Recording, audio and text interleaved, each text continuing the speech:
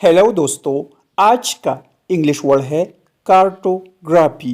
Cartography का क्या मतलब है, आइए सीखते हैं आज की इस छोटी सी वीडियो में। कार्टोग्राफी मीन्स द आर्ट और प्रोसेस ऑफ ड्राइंग और making maps.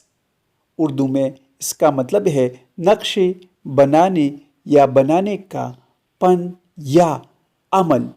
For example, the most important tool is cartography.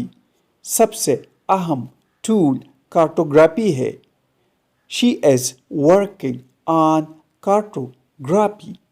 वो कार्टोग्राफी पर काम कर रही है। दोस्तों, चैनल को सब्सक्राइब करें और वीडियो को लाइक और शेयर ज़रूर करें। Thanks for watching this video.